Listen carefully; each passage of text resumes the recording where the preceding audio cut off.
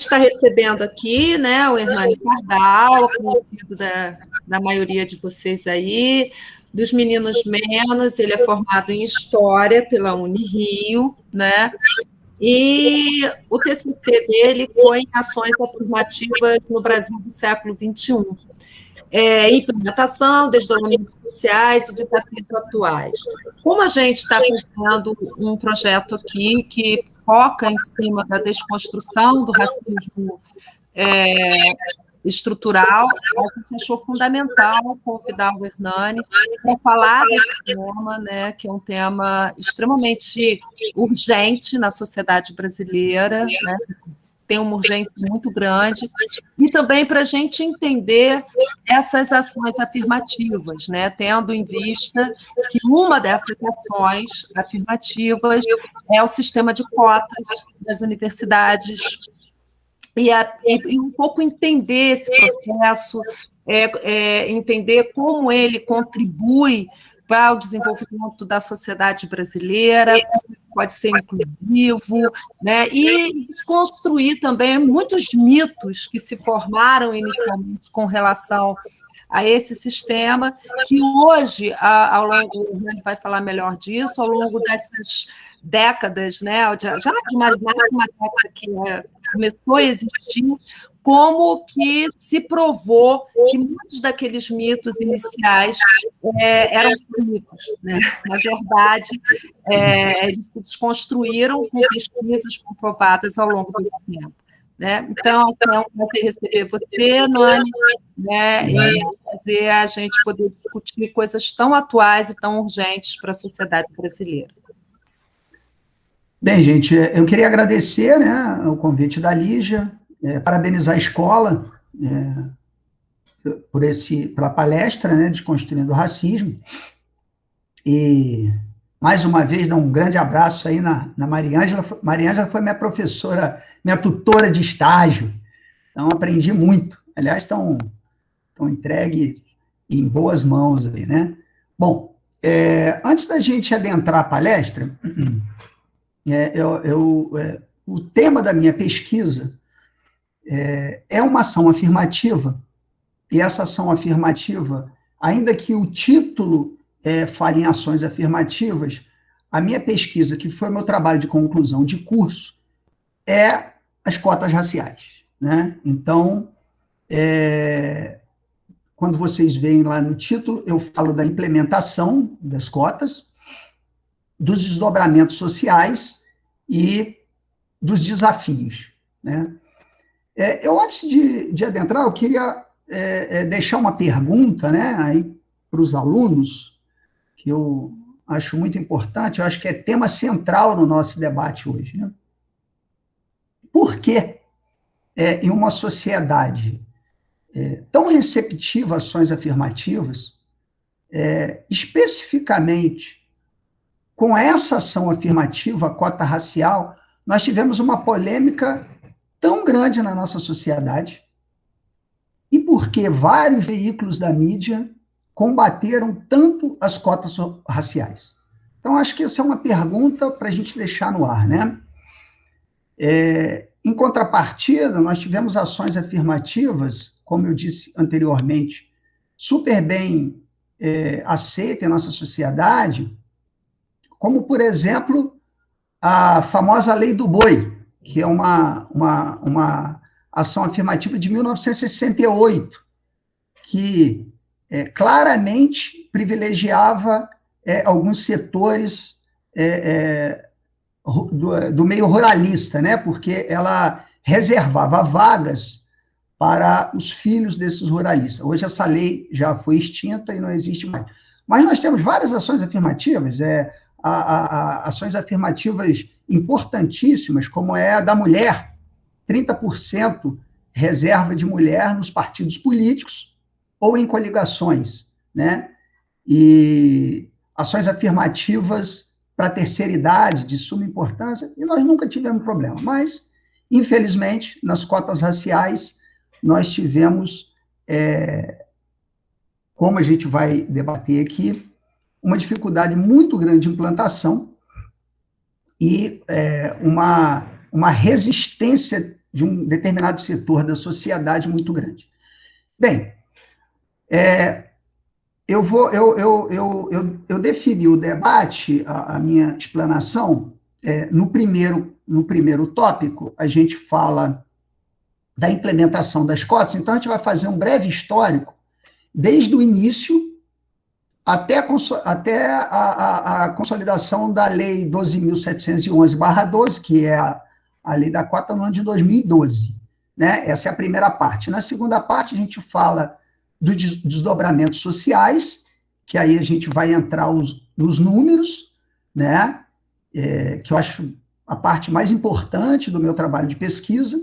E, por fim, nós vamos falar dos desafios que as cotas raciais têm pela frente. Na minha monografia, eu elenquei 4 grandes desafios, mas hoje o tempo é curto, nós vamos falar de um, que, se não é o mais importante, está entre os grandes desafios que as cotas raciais têm pela frente.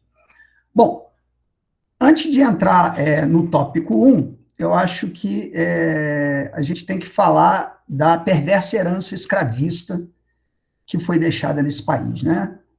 Foram mais de 3 séculos e o negro, essa herança escravista, não foi criado políticas públicas no pós-1888 que pudessem integrar o negro à nossa sociedade, né? A distância entre negros, então, é consequência desse passado escravista que não delineou políticas públicas capazes da gente corrigir esses problemas. A adoção das cotas raciais é um reconhecimento desse passado de segregação do negro, né? E além desse reconhecimento desse passado de segregação do negro, é a oportunidade que nós temos de fazermos políticas públicas para, ao longo do tempo, restabelecer uma equidade entre negros e brancos no Brasil.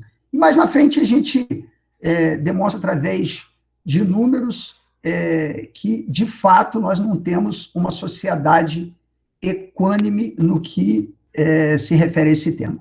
Bem, falando da implantação, vamos começar lá no ano de 1940, entre 1950, que basicamente é ali que se dá o pontapé inicial para a luta das cotas raciais. Ela é dada através do movimento negro, quando começa-se uma busca em relação ao Estado brasileiro, do movimento negro, mais precisamente com Abdias Nascimento. Através de Abdias Nascimento é formulado no jornal O Quilombo as primeiras ideias de integração ao negro na educação. Bem, os anos foram se passando, as lutas foram acontecendo, e várias pessoas, além do movimento negro, foram adentrando a esse movimento, até que nós chegamos na década de 90 e no início desse século. Dois fatos vão acontecer que vão ser determinantes para a consolidação das cotas raciais, né? Em 1995, ocorre, acho que muitos aí, os mais antigos vão lembrar, que é a Marcha Zumbi dos Palmares, até Brasília, né? Essa marcha vai reunir em torno de 30 mil pessoas até Brasília, e um grupo desse movimento, o foco principal era o combate ao racismo, né? Um grupo desse movimento é recebido pelo então presidente à época, Fernando Henrique Cardoso, e ali é montado um GTI, Grupo de Trabalho Interministerial, com a função de pensar políticas públicas, ações afirmativas para o negro, né? Bem, 6 anos depois ocorreria, em 2001, a terceira conferência contra o racismo na África do Sul, mais especificamente na cidade de Durban. E aí tem dois fatos muito interessantes que aconteceram, né? foi uma conferência muito grande, mais de 60 países participaram, né? E o Brasil levou a maior delegação à conferência, e a relatora geral dessa conferência simplesmente era Edna Roland, uma mulher negra e ativista brasileira. Daí foram deliberados e aprovados 143 artigos na terceira conferência de Durban, né? E eu ressalto, quem tiver a curiosidade de pesquisar lá, o artigo número 113, que é o artigo que incentiva a adoção de cotas. Bem, em 2001, estavam criadas todas as condições conjunturais para a gente poder criar e começar a implementar as cotas raciais, né? E 3 universidades que são pioneiras, a UNB, a Universidade de Brasília, a UERJ, no Rio de Janeiro, e a UNEB, iniciam o processo de implementação de suas cotas raciais. De uma forma, cada uma privilegiava uma universidade, tirava lá os negros advindos de universidades públicas, cada um fazia de sua forma, né? Então, estava efervescente essa implementação em 2001. Mas no ano de 2003, ocorre a criação da Secretaria de Políticas da Promoção da Igualdade Social, já no governo do presidente Lula. Essa secretaria tinha várias funções, de combate ao racismo, principalmente, mas a principal função era a de produzir uma situação mais equânime entre negros e brancos no Brasil, né? Bem, até que nós chegamos ao ano de 2012, quando já tínhamos algumas universidades já estrada de funcionando com as cotas raciais, né? A UERJ, em 2012, já tinha 10 anos com as cotas raciais, né? E aí, o Partido Democrata, mais conhecido por DEM, entra com processo de inconstitucionalidade no STF contra as cotas raciais. É bom ressaltar que parte da mídia, a revista Veja,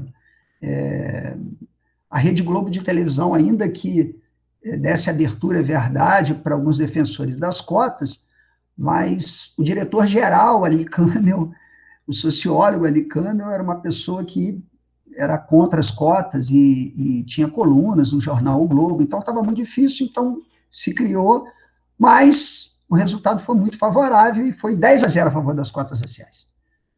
2012 já estava no poder, já era presidenta Dilma Rousseff, e aí, finalmente, a gente implementada a Lei 12.711/12, que diz o seguinte, muito rapidamente: voltados para estudantes que cursarem integralmente o ensino médio na rede pública, de famílias de baixa renda e autodeclarados pretos, pardos e indígenas, com reserva de 50% das vagas das universidades e ensinos federais, né?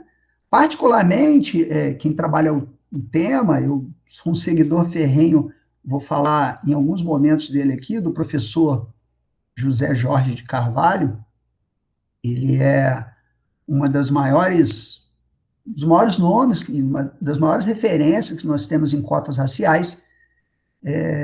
Nós somos um pouco críticos à Lei 12.711, porque nós acreditamos que essa é uma cota que criou filtros para os negros. Ao contrário, lá do início, quando eu falei das cotas para mulheres, 30% das mulheres, independente se essas mulheres têm poder aquisitivo ou não têm poder aquisitivo, e nós somos a favor de que se criasse uma cota específica para o negro.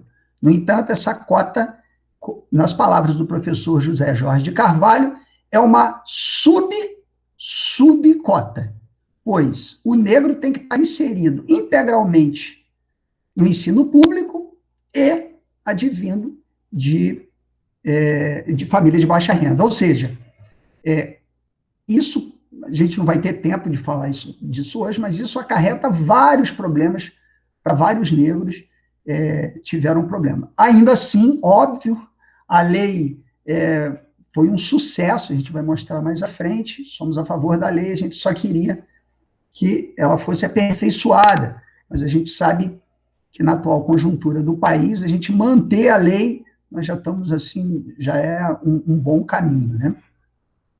Bem,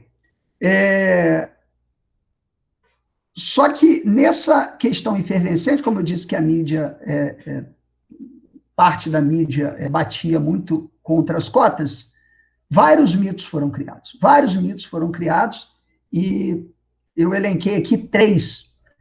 Lígia, você me diz aí quando tiver meia hora aí para eu não ultrapassar o tempo aí. 3 eu elenquei. O primeiro deles é que a nota de entrada nas universidades cairia muito com as cotas raciais, né? Os negros vão entrar aí, não estão preparados e tal.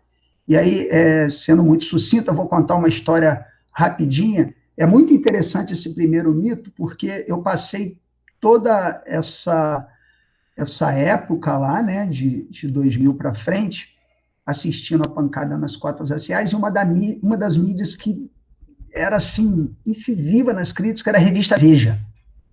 No ano de 2018, quando eu estou fazendo minha pesquisa, e esperava numa antessala para fazer um check-up, eu vejo lá a revista Veja, e a primeira desconstrução do mito, quem me abriu a janela para fazer essa desconstrução foi a revista Veja. 8 páginas da revista Veja desconstruindo esse próprio mito que ela muitas vezes, né, construiu, né? Então, segundo, dizia lá, eu resumi muito rapidinho, segundo pesquisadores do INSPER, de fato, a nota dos não cotistas são superiores às notas dos cotistas. No entanto, levando em consideração as notas do Enem, viram que essa diferença é irrisória, ou seja, não chega a 5%, né? Ela é 4, alguma coisa. Então, de fato, a nota de entrada nas universidades não caíram por causa das cotas raciais. Bem, o segundo mito, que é consequência deste primeiro, é que os cotistas teriam dificuldades em acompanhar as aulas e teriam um desempenho muito ruim. Era o segundo mito que caiu por terra, né? A UNB, que faz uma avaliação sistemática de seus cotistas, viu que a nota dos cotistas e não os cotistas são extremamente semelhantes. Inclusive, no ano de 2009, especificamente, a diferença ali era 1% para cima, 1% para baixo, parelhinho. No ano de 2009, os cotistas tiveram 6,9%, foram superiores aos não cotistas, né? Então, é o segundo mito que foi derrubado ao longo do tempo. Por fim, haveria uma grande evasão entre os cotistas. Os cotistas não estariam preparados, os negros não estariam preparados, né? E aí, a UERJ, um número interessantíssimo, avalia e fornece esses números no ano de 2017. São mais de 21 mil discentes que a UERJ avaliou. E ela chegou à conclusão que a evasão entre os cotistas estava na casa de 26%. Ou seja, não concluíram o curso, 26%. Em compensação, os cotistas eram 26%. Em compensação, os não cotistas era de 37%. Ou seja, a evasão era muito maior entre os não cotistas do que os cotistas, né? Então, mais um mito que cai por terra. Tem um professor que sempre me alertou muito para isso, né? A gente sabe da importância de se fazer um bom ensino médio, da base, de forma nenhuma nós estamos desconstruindo isso, mas ele sempre falava o seguinte: Hernani, passar numa universidade, você mede, claro, uma boa base, mas muito uma capacidade de cursinho e muito uma escola preparada e voltada para te colocar bem numa universidade. Mas, de fato, a vivência numa universidade vai demandar esforço e muita dedicação. E isso os cotistas mostraram, estão mostrando que tem, porque tem evasão menor, tem boas notas, e isso os números comprovam. Bem, agora a gente entra, assim, acho que na parte mais importante, né, da minha pesquisa, que é realmente a reparação social que as cotas raciais conseguiu, ao longo do tempo, produzir e transformar a nossa sociedade em uma sociedade mais justa, né, muito mais democrática. Os números são do IBGE, de 2000, e esses números chegaram à conclusão que lá em 2000, com pessoas de 25 anos ou mais, 9% de brancos concluíam o curso, né? Em compensação, apenas 2% concluíam, 2% de negros concluíam o curso, né? E aí, quando a gente chega em números de 2017, ou seja, 15 anos depois da implantação das cotas raciais na UERJ, 13 anos depois da implantação das cotas raciais na UNB, e 14 anos depois da implantação das cotas raciais na UNEB, não sei se vocês lembram, eu falei lá, as 3 pioneiras, e 5 anos após a Lei 12.711, os números são fantásticos, né? Eu revelo que, quando eu fiz a pesquisa em 2018, eu acreditava muito que os números seriam, mas, para mim, foi uma surpresa, assim, muito interessante, porque eu não acreditei que os números eram tão fantásticos, né? Então, concluíram o curso em 2017, 22% de brancos, os brancos concluíram, 22% de brancos, enquanto que os negros chegaram a 9%. Olha que interessante, pessoal, 9 para 2. Agora nós temos 22 para 9. As cotas não barrou a entrada de brancos, pelo contrário, mais do que dobrou a entrada de brancos em nossas universidades, mas a realidade é que quadriplicou a entrada de negros em nossas universidades. Nós tínhamos 2%, e agora os números são fantásticos, nós temos 9%. Ou seja, se antes nós tínhamos 4 brancos entrando em nossas universidades para 1 negro, aproximadamente, hoje nós temos 2 brancos para cada 1 negro.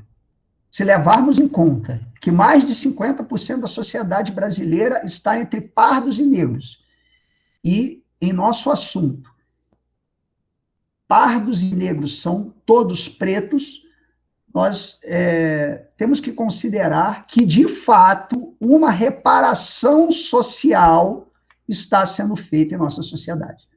Ou seja, chegaremos o tempo, se Deus quiser, em que negros e brancos estarão, já que são quase meio a meio em nossa sociedade, estarão entrando com números parecidos. Não como em 2000, que eram 4 brancos para cada negro. Bem, nem tudo são... Você pediu para eu te avisar, deu meia hora. Meia hora, tá, vamos acelerar aqui. Hernani, eu fiquei com uma dúvida rapidinho. Isso está falando de ingresso mesmo, não de conclusão. Não, os números agora são de conclusão. Ah, tá bom, só para ver se eu tinha entendido certo. Os números agora são de conclusão, tá? Esses números agora são de conclusão. Bem, como tudo não são flores, depois de derrubar os mitos, depois dessa luta toda, depois de muita luta, de muita batalha, depois de toda essa reparação que está acontecendo, eu elenquei aqui um desafio, que é as fraudes nas cotas raciais e a polêmica aferição da autodeclaração de negros. É importante destacar, né, que a forma de habilitar para as cotas raciais era só através da autodeclaração. Então, a pessoa se autodeclarava, o que por si só já é um valor simbólico tremendo, né? Ser negro no Brasil, e aí o meu orientador era negro, né? E aí tive a oportunidade de conversar e ouvir a voz de fala de um negro, é duro, né? E pela primeira vez no Brasil, ser negro tinha uma questão positiva, que você se autodeclarava e tinha direito a reserva lá da cota racial. Bem, no entanto, as fraudes começam a aparecer. Né? Eles descobrem lá no ano de 2017, após fazer uma pesquisa, principalmente nos cursos de maior procura. Aí eles foram pesquisar lá o curso de medicina na Universidade Federal do Rio Grande do Sul. De cada 10 vagas para negros, 9 eram brancos que estavam fraudando. Né? Estava entrando um negro. E aí começou uma preocupação muito grande, porque a gente vai arrebentar a lei. A gente, de fato, não está privilegiando para que a lei foi criada. Né? Com o intuito de melhorar a lei, né? Lá no passado, existiam umas comissões na UERJ, na UNB, que olhava a foto do candidato. Né? Mas as fraudes não estavam acontecendo. Né? E eram comissões que olhavam a foto do candidato através das suas características fenotípicas, né?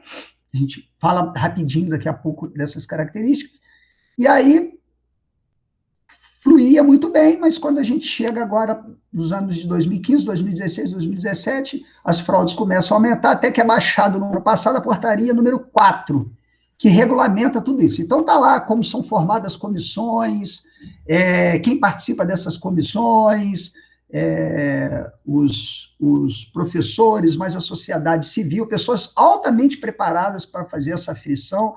Essas pessoas têm que lidar com o assunto, além disso, passam por curso.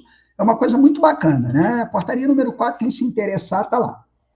E aí, qual é o intuito dessa aferição, né? Você vê aqui, o foco da reparação social a ser feita tem que estar balizada em quem sofreu e quem sofre a exclusão em razão de sua característica fenotípica. Porque como que começou a judicialização desse processo? Começou a judicialização através... eu tenho um avô negro, né, que é o meu caso, né? Eu tenho um avô pardo. Quer dizer, eu sou um branco de olhos verdes e vou requisitar, quer dizer, eu não sofro racismo, né? Então, ascendência, questão genética, tem uma passagem muito rápida do professor Paulo Alberto, que debateu aqui com vocês na quarta-feira passada, né? Que ele fala que lá no século XIX, ainda que os imigrantes tenham vindo para o Brasil em condições precárias, né, os imigrantes vieram com algumas funções, uma delas de embranquecer a nossa sociedade. Né? Essa era a função. Então, eles tinham um ethos civilizador. Né? E o negro, pessoal? E o negro? Uma das maiores diásporas de nossa história, a forma que eles vieram, quer dizer, naquele momento nós tínhamos que embranquecer, porque o negro, quer dizer, não é uma questão de ascendência ou de genética. Muitas vezes, quando a gente fala de raça, obviamente somos todos da raça humana. Eu não estou aqui a falar da raça geneticamente, a gente não está aqui querendo puxar eugenia, muito pelo contrário, quando a gente fala de raça, a gente fala historicamente, sociologicamente, porque, como diz o professor Paulo Alberto, esses negros foram sim racializados. Quer dizer, não dá para a gente apagar isso agora, sob vetores de subalternidade, de hierarquia, de apagamento. Então, foram essas características, cor de pele, traços faciais, textura de cabelo, foram por essas questões que essas pessoas pagaram um preço alto, né? Então, para poder partir para a gente finalizar, já está chegando aí Lígia me deu 40 minutinhos aí, né, Lígia? Tem aqui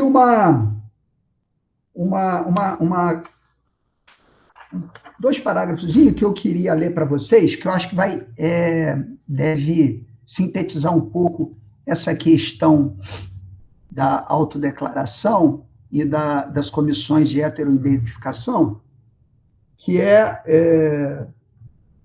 do especialista em direito público e militante do movimento negro unificado, Gleison Renato Martins, que fez parte das comissões, tá? Que delineou o método de verificação aprovado na Universidade Federal do Rio Grande do Sul. E ele cita o caso, não tem nada a ver com o Diogo Nogueira está entrando na universidade, né? Mas ele cita um caso, ele puxa uma pessoa bem polêmica mesmo, ele cita o caso do cantor Diogo Nogueira e relata as dificuldades do assunto, né? Diogo Nogueira é branco ou é negro, né? Como é que seria a comissão avaliando Diogo Nogueira, né? Então, só para vocês verem que as pessoas começaram a querer exigir dessas comissões objetividade, onde tem muito de subjetividade. O nosso direito tem muito de subjetividade. Essas comissões, fiquem tranquilas, elas estão preparadas para isso. Mas as pessoas exigem objetividade onde tem muito de subjetividade, né? E aí, para finalizar, ele diz: esse é o papel das comissões, né? Tem que ser aquela coisa de você ver alguém na rua e dizer, ele é negro ou ele não é negro.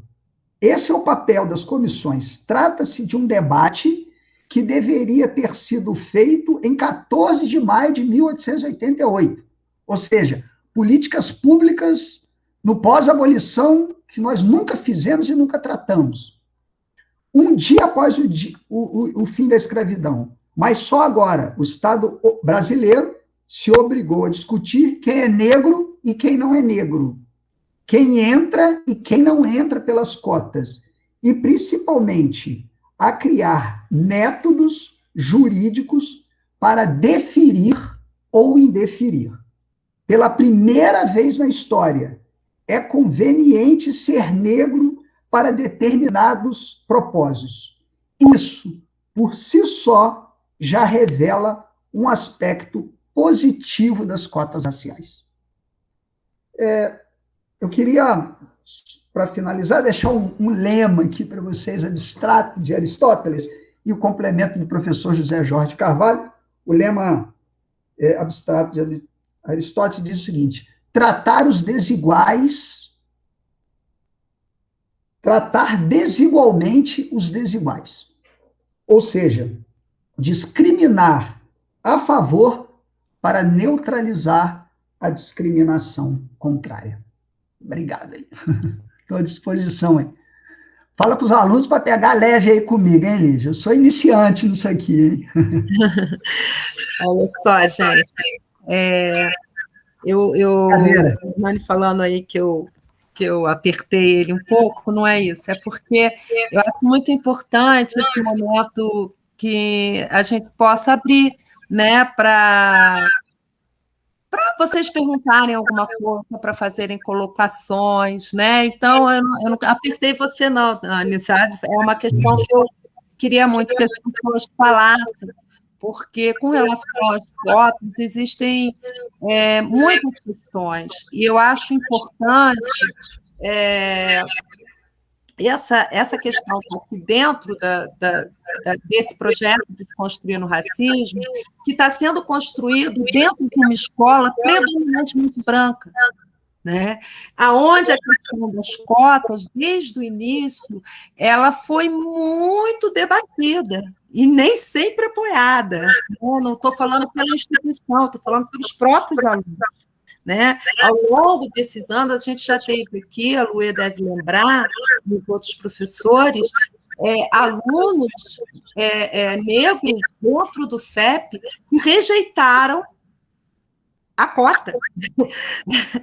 porque os próprios questionavam a legitimidade das cotas. Então, eu acho que essa é uma discussão importante, né? E levá-la dentro de uma escola de maioria branca, né, é mais importante ainda, porque a gente vai, né, criando esse debate, transformando esse debate dessa forma, com dados, com pesquisa, com esclarecimento, e sair do achismo. Eu acho que eu acho. Né? Eu acho que o Hernani veio trazer dados que comprovam a legitimidade, a eficiência e a necessidade da política de cotas no Brasil. Né? Então, por isso que eu queria abrir aí, e eu gostaria só de acrescentar, Hernani, dar os parabéns, acho que foi muito esclarecedor, mas é assim, isso que você falou aí, que até me emociona, e tenho certeza que emocionou muitos de nós, a Lê, com certeza, logo fez o uau dela ali, é engraçado que quando se tornou, aspas, vantagem ser negro no Brasil, né, isso começa a ser questionado.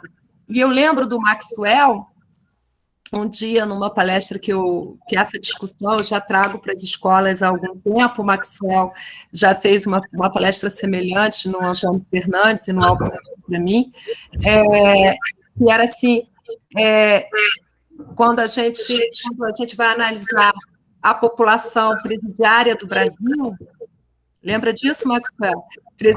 Assim que ele me mostrou, presidiária no Brasil, não se tem dúvida de quem é o negro. Né? Quando a gente vai lá nas prisões e fala, a maioria da população prisionária do Brasil é negra. Aí todo mundo sabe quem é o negro. Né? E aí, quando vem a política de cota, cria-se toda uma discussão, né, de quem são os negros no Brasil. Eu só para tentar abrir esse debate aí e agradecer já desde já o Hernani. Valeu.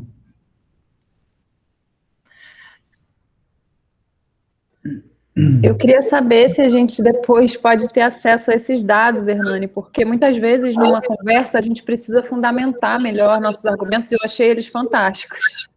Legal, sim, sem problema. A gente repassa aí, só a Lígia depois passar e-mail e tal, a gente repassa. Não tem problema não.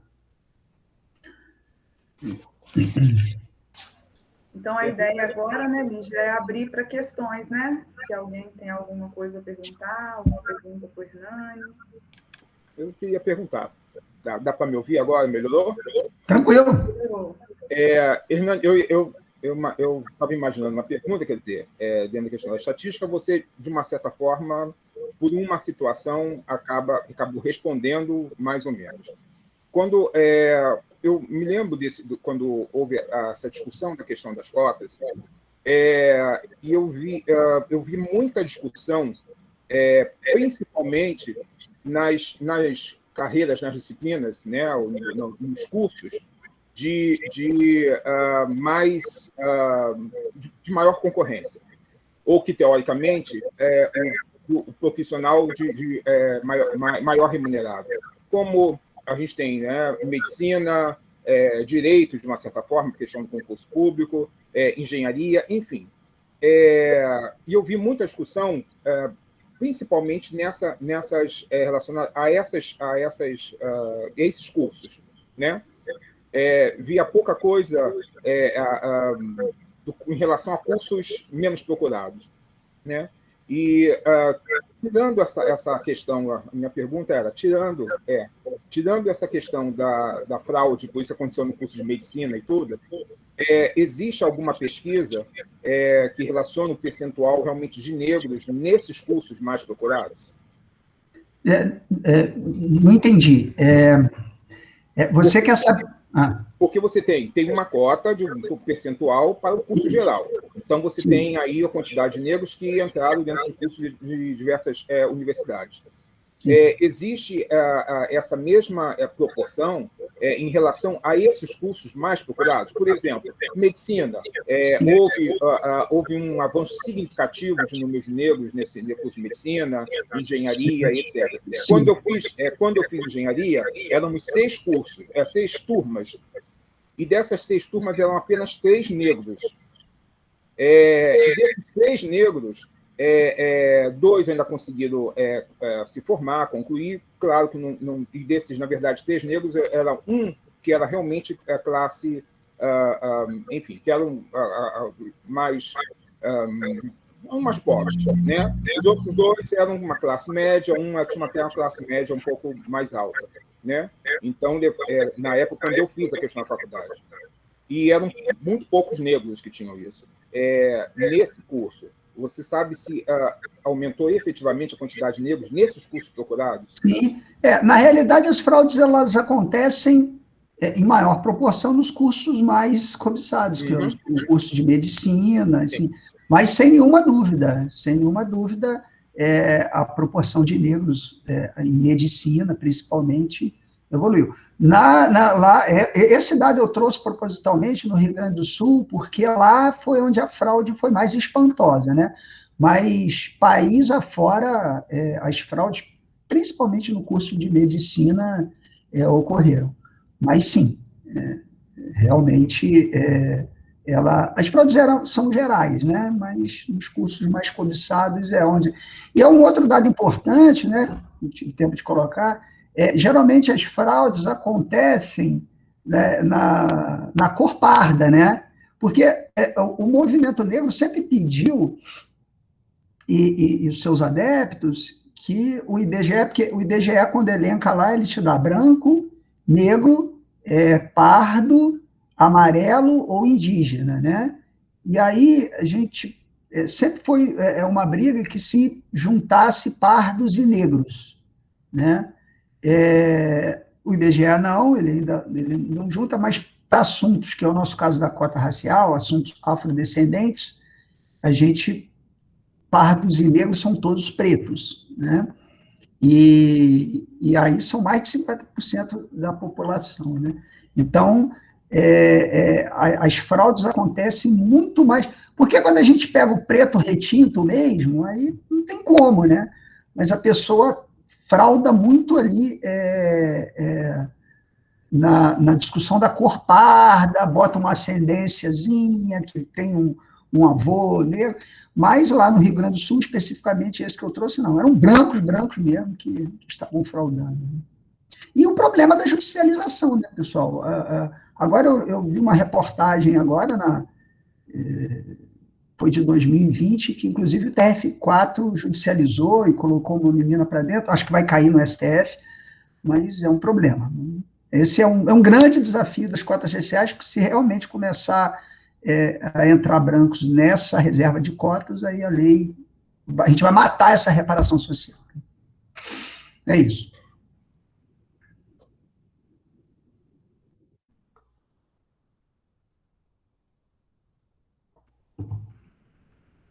Mari? É que eu estava abrindo o microfone. Mais alguma questão, gente? O microfone está fechado. Acho que é a Flávia, que está com o nome de Flávia. É o Mário. É o Mário. Mário. Está fechado o teu microfone aí, Mário.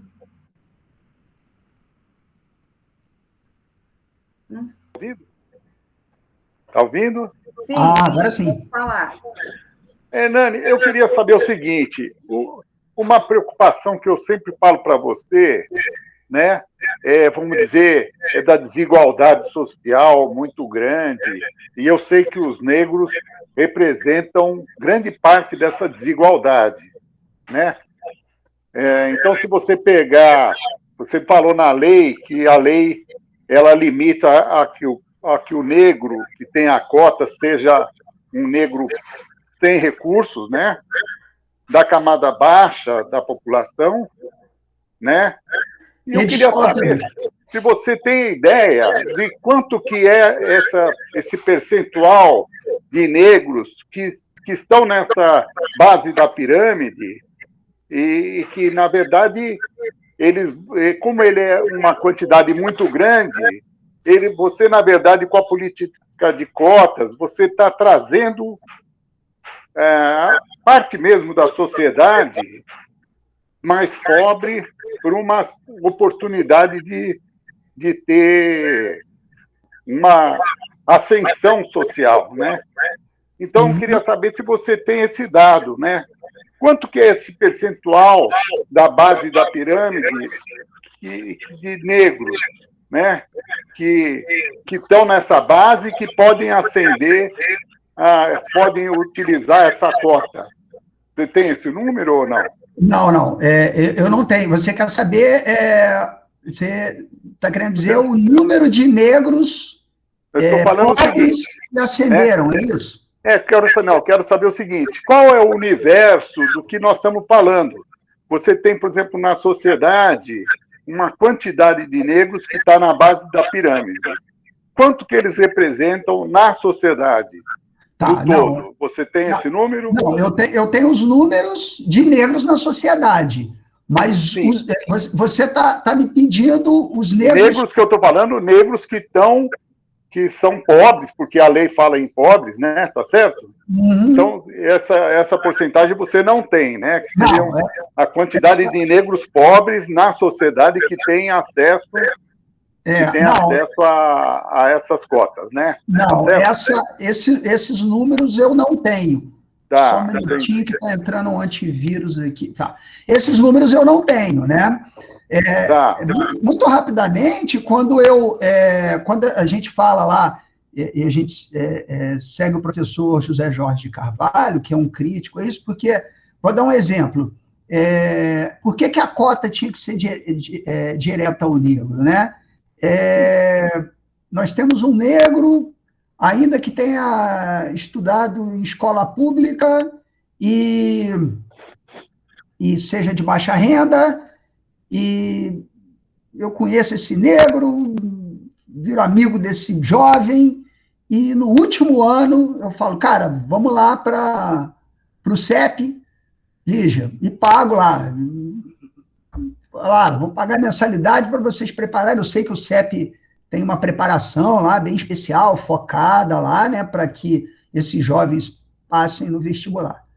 Aí, esse jovem negro de baixa renda, que estudou sempre em escola pública, o último ano que ele estudou no ensino médio lá, ele já não tem mais direito. Ou seja, ele tem que integralmente estudar em escola pública.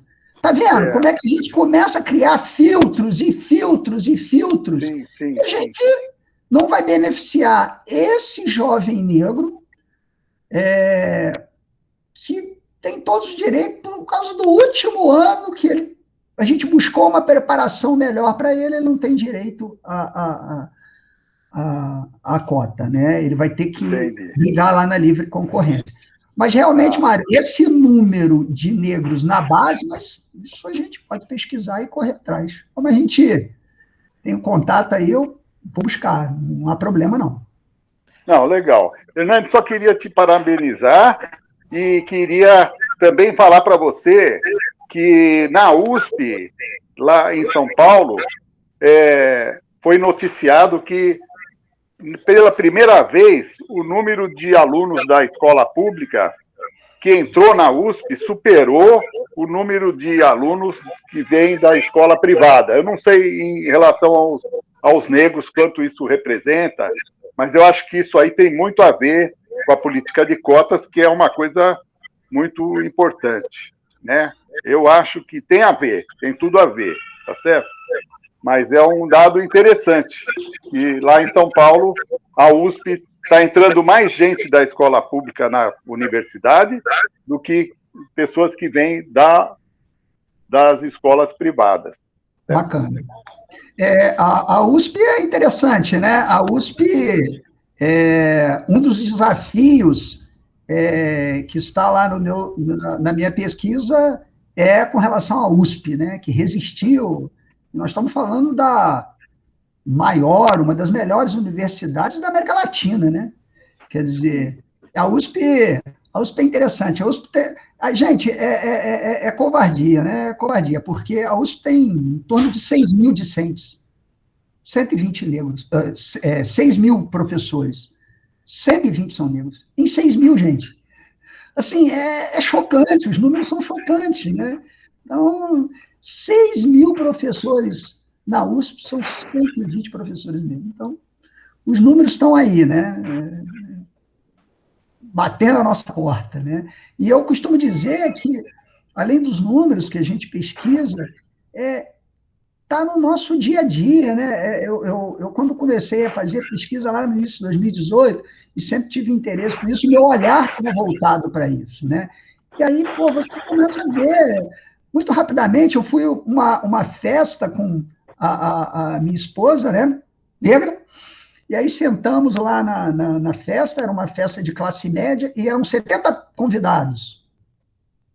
E cutuquei minha preta lá e falei, ó lá, quantas pessoas negras estão sentadas na mesa, né? Tinha uma. Aí ela me puxa e me fala, não, a pessoa negra que está sentada na mesa não é convidada, ela toma conta daquele senhor de idade lá. Sabe, as coisas estão assim, na nossa cara mesmo, né? Aí você olha, os 5 trabalhadores da festa, os 5 garçons eram negros. Então, assim, são os números, está no nosso visual, no nosso dia a dia, né? Então, isso é que mobiliza muita gente. Legal, obrigado, Hernani. Valeu, Mário. Mais alguma questão, gente? Parece que... Então, eu vou fazer só um comentário, Lígia, antes de você encerrar, né? Queria agradecer muito... Só um minuto, Maria Ângela. Você encerra hoje, né? Claro. Obrigada, Hernani, obrigada a todos os presentes, foi um prazer. A gente, Maria Ângela, hoje faz as vezes aí do encerramento. Então, como eu ia dizendo, eu queria agradecer muito, Hernani, eu fiquei muito encantada com a sua palestra. Foi muito... Você tem dedo nisso, não, Lígia? Hã? Você tem muito dedo nisso. Foi maravilhoso de escutar, foi muito, do início ao fim, assim, foi didático, os alunos, com certeza, devem ter aprendido muito, aprenderam, eu aprendi, os alunos aprenderam muito com a sua fala, né? E é interessante, agora eu só vou chamar a atenção de algumas coisas, né? Eu lembro que lá em 2012, nessa discussão toda das cotas, a questão dos alunos a resistência era muito grande, né?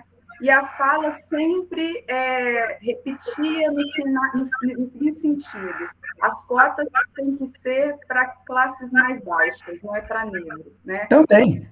Não, mas os alunos, a compreensão era nesse sentido, né? Então, fazê-los entender que ocupar esses espaços, que os negros ocuparem esse espaço é uma dívida histórica, né? É o que nos compete enquanto educadores, né? E, assim, agora eu vejo um movimento diferente, um movimento... Vamos pensar da seguinte forma: eu vejo que essa compreensão, ela se modifica nesse sentido, né? Porque é o que eu digo, para a gente tentar minimizar esses danos, né, a gente tem que ter a ocupação dos espaços, né, pelos pretos e pretas desse país. E enquanto isso não acontecer, né, a gente está fadado a esse racismo estrutural, né? Então, desconstruir isso é desconstruir a partir não só das cotas para as universidades, né, mas as cotas em todos os outros lugares, né? Então, assim, eu queria até que, se você quiser comentar e encerrar, mas de pronto, eu já quero agradecer muito a sua fala, foi maravilhosa, né? Eu, a Lígia, a escola, com certeza, estamos muito felizes de você estar aqui conosco hoje, que possamos nos encontrar mais algumas vezes, que você possa retornar, né, que o projeto vai continuar, eu acredito, e aí, se você puder retornar, vai ser muito bem-vindo, né? Mas sobre essa questão que agora eu retorno, sobre essa ocupação, né, em outros setores da sociedade, né? Outro dia eu estava até, não tem nada de esquerda, né, de socialista, a dona da Magazine Luiza, falando de fazer um sistema de cotas, né, atribuir cargos de autochefia na Magalu para pessoas pretas, né, porque eles ocupam cargos, mas ocupam cargos de baixa, vamos dizer assim, não de chefia, né, outros cargos, e que ela estava querendo fazer um processo seletivo para pretos e pretas para ascenderem esses cargos mais altos, né, que é onde não existe, existe minimamente número de pessoas brancas, pessoas pretas. E aí, o que você falou, como na USP, né, me fez pensar nesse caso, como você falou na USP, o número de professores, né, que é um número muito reduzido de negros, né, de pretos e pretas, né. Queria que você comentasse isso, já agradecendo muito a sua presença aqui com a gente. Obrigado, pessoal. Eu confesso que estava com frisinho na barriga, não sou acostumado, né, a estar assim, falando em público, ainda que seja virtualmente, a responsabilidade é grande. Muita fera aí, né? Você, Elígia, professor Maxwell, muita gente aí, Patrícia, mas a gente não pode se furtar, né? Eu não precisa me agradecer em nada. Os brancos e pretos também desse país pagaram minha universidade por 4 anos e meio, né?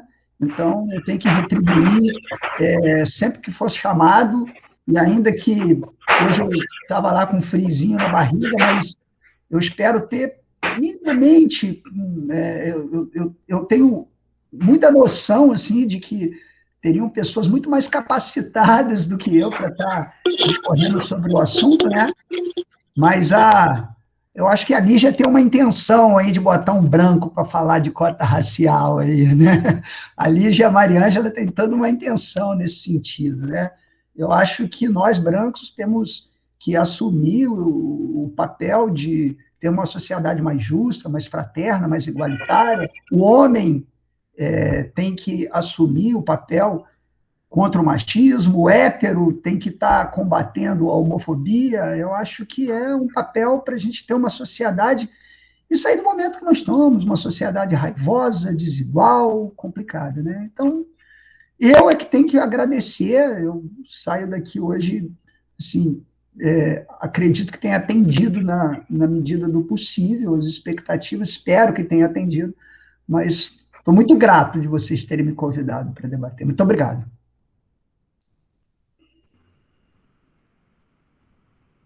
Temos mais alguma pergunta?